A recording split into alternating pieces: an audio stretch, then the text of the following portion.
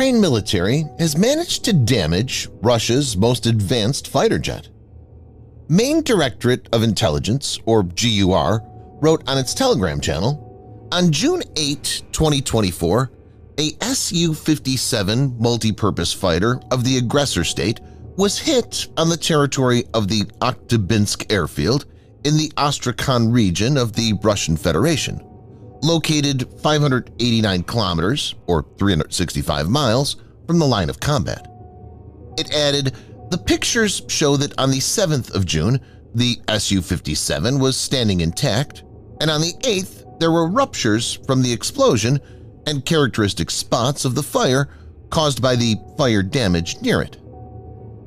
In this video, Defense Updates reports on the first-ever combat loss of the Russian Sukhoi Su-57 Felon. Let's get started. Apart from pictures shared by GUR, images from Maxar Technologies also show the same. Reports from other sources collaborate with this. The pro-Russian fighter bomber Telegram channel, known for its coverage of aviation losses and its strong ties to the Russian Aerospace Forces, confirmed that one Felon was hit. It reported that the attack was carried out by 3 Ukrainian drones. Fighter bomber wrote, "The Su-57 was damaged by shrapnel. It's now being determined whether it can be restored or not. If not, then this will be the first combat loss of the Su-57 in history." While unclear, it looks like a vertical stabilizer has been blown off. It's to be noted that shrapnel can damage the airframe and expensive components, and repairs may be more expensive than building a new one. The Sukhoi Su-57 is a 5th-generation, stealthy, single-seat, twin-engine jet multi-role fighter aircraft designed for air superiority and ground attack operations. It's the successor of the Su-35 and Russia's answer to the American F-35 Lightning II and F-22 Raptor. Although most information is classified, sources within the Sukhoi company and Defense Ministry have openly stated that the aircraft is stealthy, supermaneuverable, and has supercruise capability, incorporates substantial amounts of composite materials, and possesses advanced avionics such as active phased array radar and sensor fusion. A prototype first flew on the 29th of January 2010. Su-57 is the first operational aircraft in the Russian Air Force Service to use stealth technology. Weapons are carried internally in weapons bays within the airframe, and antennas are recessed from the surface of the skin to preserve the aircraft's stealthy shape. Also, radar-absorbent material, or RAM, has been used to reduce its radar returns. Su-57 is designed to have extreme maneuverability at both supersonic and subsonic speeds. This can provide it with a brutal advantage in dogfights and help it defeat missiles with extreme evasive maneuvers instead of entirely relying on stealth. This is the first fighter jet to utilize 3D thrust vectoring. Su-57 has N-036 Belka radar system, and this provides it with 360-degree coverage. It also houses an infrared search and track (IRST) sensor, which can track an aircraft by its infrared signatures.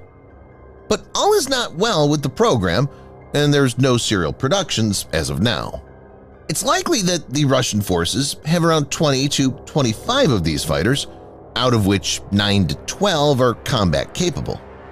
The program is actually delayed by a decade, mainly because of budget constraints and technical issues.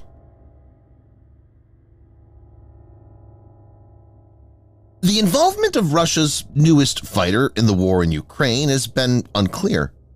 In January, the UK Defense Ministry, MOD, reported that Su-57s had been used in Ukraine since at least June 2022.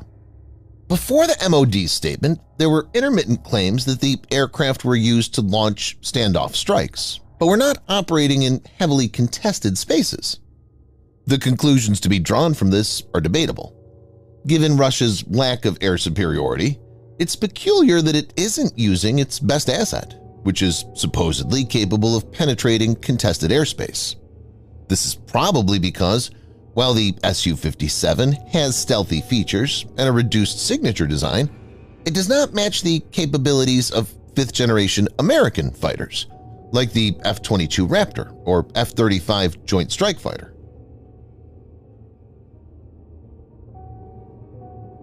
The unit cost of each Su-57 is likely around $50 to $70 million.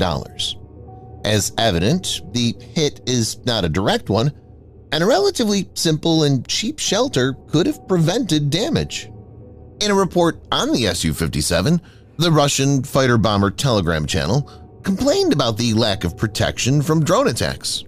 The channel wrote, "I'll tell you again, for the price of this Su-57 alone, shelters from UAVs could be built for all PT aircraft in the country.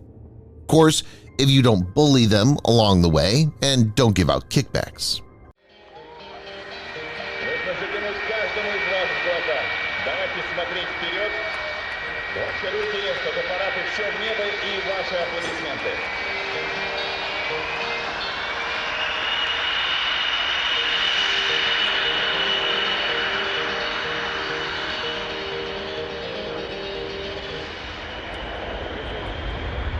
Наблюдательная каруселька на взлетно-посадочной полосе. Приветствую сейчас активной работой механизации. Давайте еще раз поаплодируем. Сергей Боев взлетно-посадочную полосу на авиасалоне МАКС-2021. Теперь мы с ним увидимся через 2 года, в 2023 году. Ну а на сегодня и в этом году в рамках МАКСа Сергей заканчивает свое выступление. Спасибо, это было действительно потрясающе.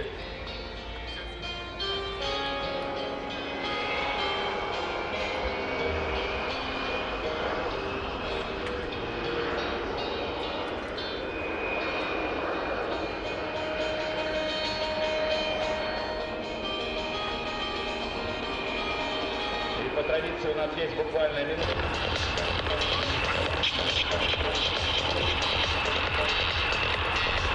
Пошли обороты, отпускает тормоза. Су-57 начинает свое движение по взлетно-посадочной полосе.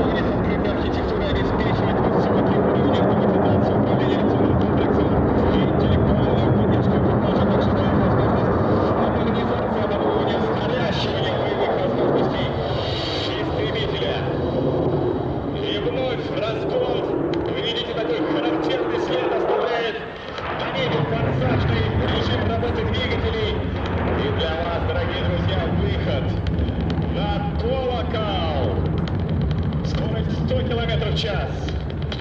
50.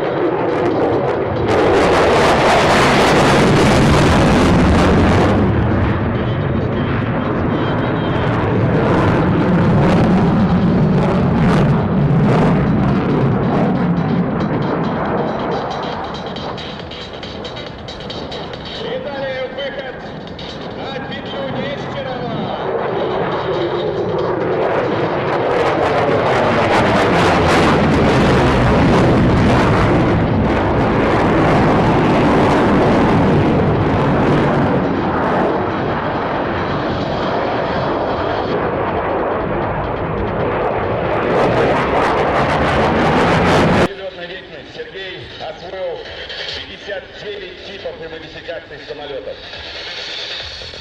В 2011 году указом президента нашей страны Сергею Богданову присвоено звание Героя Российской Федерации. Еще Сергей является почетным гражданином подмосковного города Воскресенска. Свободное от работы, от полетов время. Любит играть в хоккей.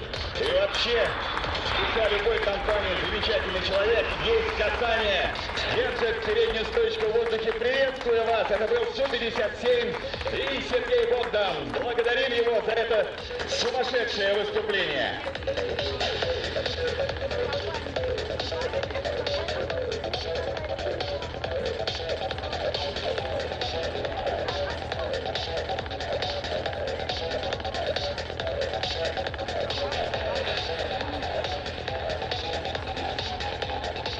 Сейчас Сергей развернулся для того, чтобы поприветствовать вас на взлетно-посадочной полосе.